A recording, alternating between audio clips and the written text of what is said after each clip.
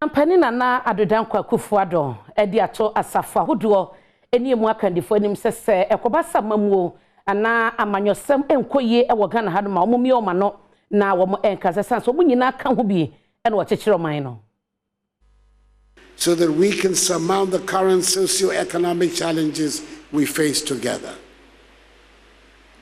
As President of the Republic, I'm determined to see a prosperous Ghana where justice and peace embrace, where the common good is safeguarded and promoted, where the bonds of fraternity, as called for by His Holiness Pope Francis in his encyclical Fratelli Tutti, and which in fact is an essential part of the cultural mosaic of the many ethnic groups that make up our beautiful Ghana, are deepened and strengthened. As a fully committed Democrat, I'm further encouraged in the execution of my mandate as President by the visible determination of the Ghanaian people to continue to travel down the path of democratic engagement on which they have been embarked for the last 30 years of the Fourth Republic.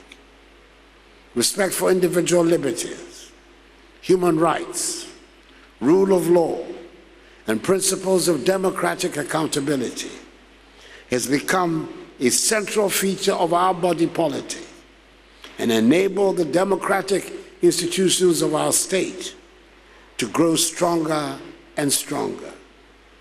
Ghana is thus rightfully acknowledged as a beacon of democracy and stability in a region and continent that are facing very challenging times. It is important that all of us, priests and laymen, continue to uphold the democratic values whose application has produced this healthy result, and which provide us with the most effective means of resolving our contemporary difficulties, and thereby preserving the freedom, progress, stability, and unity of our nation. While thanking you for all you do, may I entreat you to continue and preach about the need for solidarity, a key tenet of Catholic social teachings, which emphasizes the, quote, firm and persevering determination to commit oneself to the common good. That is to say, to the good of all and of each individual, because we are all really responsible for all, unquote.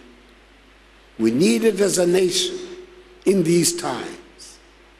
From the pulpit, do encourage hard work, understanding work as a vocation, and patriotism as a virtue.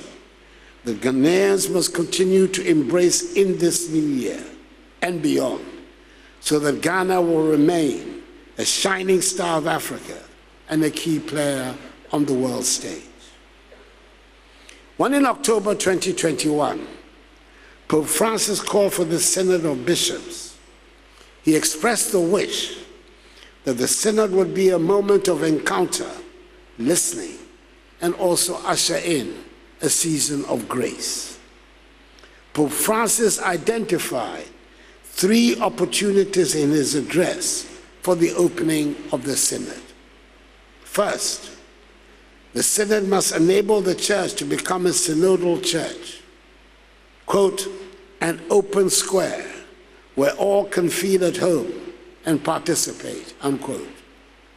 Second, to become a listening church, attentive to the hopes and crises of faith of Christians.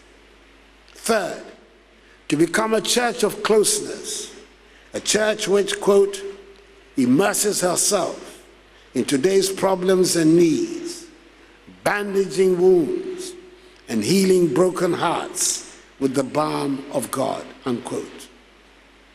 These aspirations of Pope Francis, I dare say, were already signaled in his first interview after becoming Pope.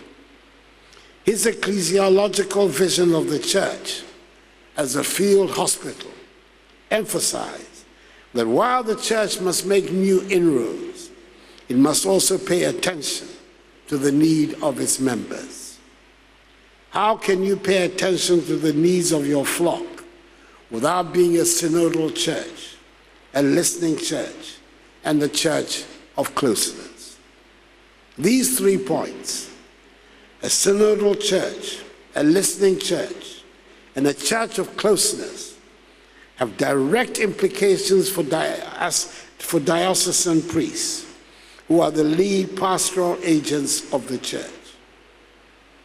I must say that to outsiders who think that because priests provide for others, they have no needs of their own, your theme, a synodal church and the welfare of the diocesan priests in a changing world, would come across as intriguing.